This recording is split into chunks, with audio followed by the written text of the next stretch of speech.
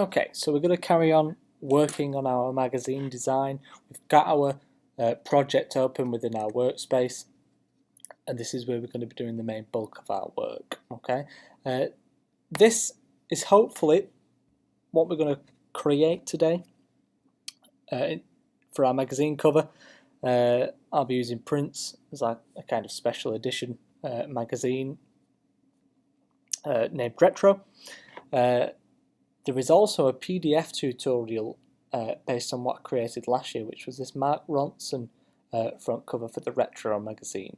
If you want some extra help, if you find you work better at reading instructions as opposed to following them through a video tutorial, you can access that PDF. The link's in the description. And you can look at creating some extra practice the Mark Ronson front cover as well, but you may get to a point where you want to experiment for yourself, so it's totally up to you that. Okay, but we'll be looking at creating another edition of the Retro magazine, but this time looking at using prints as our cover star. Okay. Also in the link in the description and on the shared drive, I'll tell you where to find those in class, but you'll have the two files that we're going to need to create the base of our magazine front cover.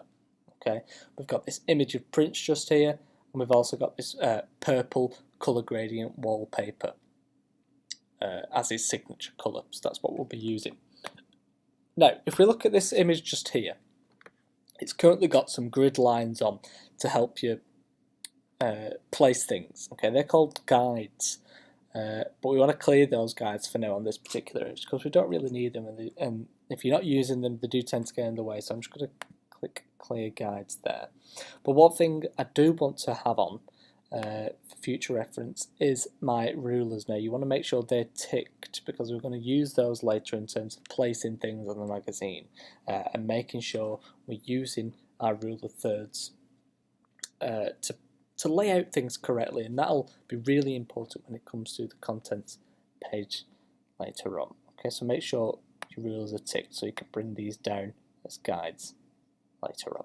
Okay, so the first thing we're going to do is extract this image of Prince from its background, and this is a photo shoot, so this has obviously been professionally shot. It's a mid-shot Prince and been shot on a background to use for that particular cover. Now you may say in your photography that you like your background and you've specifically used a background so that it's going to work well on the background of your magazine, but it may be the case that you need to extract your subject, your foreground to your photography from the background so you can use something different. Okay, now I will put a separate tutorial up looking at different styles of backgrounds, but let's look for our main tutorial at extracting prints from the background here.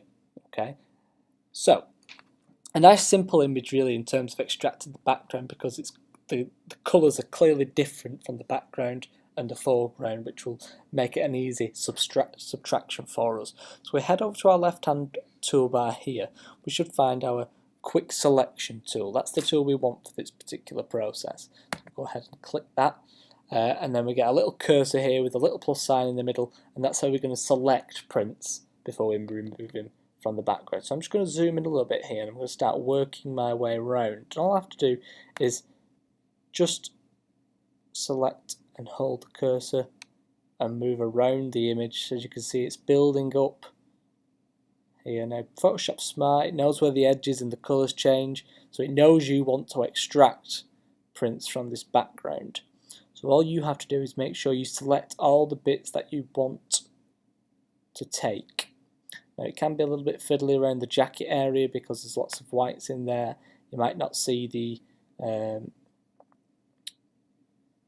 marching ants, which is, as you can see, these little things moving just here. We want to select the best amount we can here. Now it doesn't have to be perfect, we can refine it later on with the refine edge tool, but I'll just get his afro in here so we've got a smoother kind of bit here. Okay, now a little bit of a tip for you here, if you were to go too far and you went like this and you selected this bit of background that you didn't need here, then all you have to do to go back there is hold the Alt key And now what you'll see if you hold the Alt key is that that little point in the middle of your cursor changes to a minus sign rather than a plus sign. Now if you hold your cursor and move it round, it deselects whatever you've got your mouse and your cursor over. Okay, so you can work it both ways. If you hold Alt, you can deselect. You can almost erase bits that you don't want. And then once you've done, let go of Alt and it'll go back to the plus sign, and then you can continue selecting the parts that you do want. Okay, now you can change the brush size on these to make it really, really big if you just quickly want to extract an area, but I'm just going to make sure I've got all these different areas selected.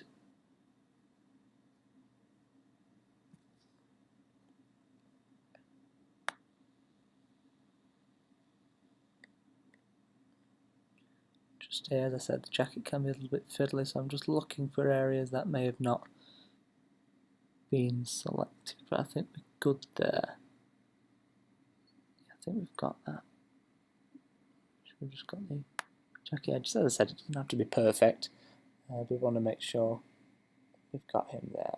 Okay, so I would say there we've got Prince selected just there. Now the next step that we're going to do is look at refining the extraction. Okay, so as I said before, your left hand toolbar, whatever you've got selected will give you extra options at the top toolbar. Okay, so what we want to do here, now you can change the size of it as I said before, but we want to refine this now. So we click the Refine Edge tool here, and that will automatically subtract Prince, our selection, and put it on a different background. Now the normal one is white, but you can actually change this and look at putting it on an overlay. You can put it on black, you can put it, you can invert it so your selection is white. You can simply put it on the layers, so in the background there's nothing, or you can have your original, your reveal layer. Okay, let's just go back to our white background here, because we're just going to look at refining this here. Now really, each image is different, so you're going to have to play about with these different adjustments here to get the perfect look for your particular image. This image shouldn't take too much work really in terms of messing with these adjustments. Now you can look at turning your smart radius on. That might give you a smoother finish, but we can look at moving those up here, and as you can see, when you move these, the image changes, and it either gives us a smoother radius of our image, so our selection will expand or subtract based on our smart radius. I'm just going to move it that way a little bit, but I'm going to turn my smart radius off because I don't think it makes too much of a difference with this image. I'm going to keep it there for now. I might change it later. But let's look at smooth, feather, contrast, and shift the edge. Okay, now that will increase the smoothness of your extraction here. It looks a bit blurry around the edge, so I'm going to keep it at 0. You can feather it, so it kind of gives it a, it takes away really the opacity around the edge of the image and reveals more of the background in a gradient style. Now that might be what you're aiming for, but it's not really what I'm looking for. I just want a simple extraction. You can change the contrast of the image. That seems to make it a little bit sharp around the edge, and then you can shift the edge. Now what that does is it shifts the edge of your selection, either decreases or increases it. So if I decrease it, it takes away a certain amount from the edge of my selection, but if I was to increase it, it adds and expands my selection. So again, I'm not too bothered about that. I'm just going to quickly just have a mess about with these here to find really that you're looking for the sweet spot really in terms of what you're aiming for your project.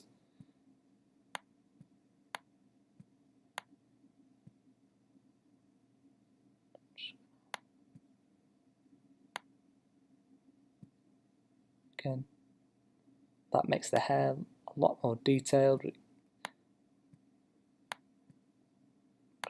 Just set that up. Okay, so I'm going to go with that for now. I might change it later. You can go back to refine that edge later on. I'm pretty happy with that for now. Okay, now let's look at the output area at the bottom of our refine edge panel. Now in old versions of Photoshop you would have to do this manually and change your output to a new layer with some keyboard commands, but in the newer version of Photoshop that we've got now, we can look at outputting it to what we want straight away. Now what we want here is to output this selection that we've made to a new layer with a mask. Okay, so the background still exists, it's just been masked. Okay, so I'm going to click new layer with layer mask, and then that's right, I'm happy with that, and I'm going to hit OK. Now what you can see here, this checkered background means there's nothing in the background. So if we were to move this, we can see that it's just the image of Prince rather than Prince in the background. And then it's masked here as well, so you've got our selection. Okay. And then our background is now turned off because we've extracted it. But you can turn that back on. It's not deleted, it's not there. We've just extracted the background. Okay. So that's the first step. What we're going to do with that now is bring that image of Prince in to our magazine cover. Like so. Now, at the moment, that looks a little bit too small. So we're going to change the size of this particular image. Now, a really quick and simple way to do this is to select the layer itself and scale it up or down to change the size. So what we're going to do is we're going to hit Command T on that particular layer, or Control T if you're on a PC, and that should select our image. And what you've got now is this grid around our image layer. And what we're going to do now is increase the size of this image, but there's a little bit of a trick to it because we don't want to distort the image of Prince in any way. We want to keep it in scale.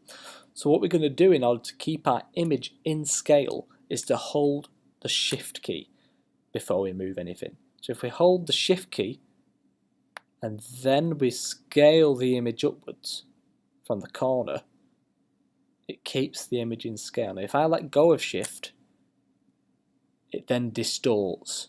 So I can have a really thin Prince or a really wide Prince. Okay, but we don't want that. We want to hold Shift and we want to increase the size in scale. Like so. Okay, now this is a high quality, high resolution image, and our image itself here, this project window, if you look in the bottom corner here, is only 33.33% of the size of it, actually the quality that it would be on print. So we're working in a good space here. So I'm going to move Prince to the center. Now what you get in the center there is a little guideline down the middle, which can help you sometimes in terms of placing your image. I'm just going to scale that down a little bit more and keep it about there for now. Again, you could change that later, but that's up to you. So what we want to do is, once we've got that in place, hit our Move tool and it'll ask you whether you want to apply the transformation. Now we do at this point, so I'm going to click Apply here, and that's our resized image of Prince here. Okay, now we've got our image on our project page. The next thing we want to do is put in our new background. Okay, so that's our old background here, done for the photo shoot. They've done that on purpose to save time in post-production and make sure that's the case. We're going to look at bringing in this particular purple colour gradient here because it fits our house style, Prince's signature colour. This is what we're going to use here. So I'm going to drag in this particular background onto here. Now at the minute it looks a little bit small, and it's also in front of Prince. Now if we go down to our layers panel here, you'll find that layer 1, which is going to be my purple background layer. I'm going to rename that. I'm going to move it underneath our picture of print. As you can see now, that's now in the background. But again, it's small, and I'm going to change it from landscape to portrait. So again, I'm going to hit Control T or Command T if you're on a Mac, and that selects our layer. Now if we hold Shift and move over to the corner, you'll find that you can stretch it, but if you move a bit further out, a curved arrow comes up and you can rotate that particular image. So I'm going to hold Shift to keep it changing at 15-degree angles, so it will change, and I'm going to change it 90 degrees to the left and make it a portrait.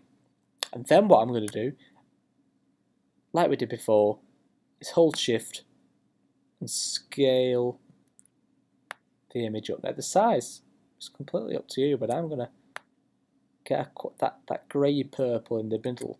I'm just going to try and place that behind Prince's head here. You've got that darker purple gradient at the top. It's a radial gradient that's been placed here, so it's lighter in the middle in a circle and then goes darker around the edges. I'm going to place that for now about there, and I'm happy with that, so I'm going to go ahead and just hit the Enter key, and that will apply that transformation for you. Okay, so now what we've got on our project, we've got our image that's been subtracted from its original background, and we've placed a new background on the project window.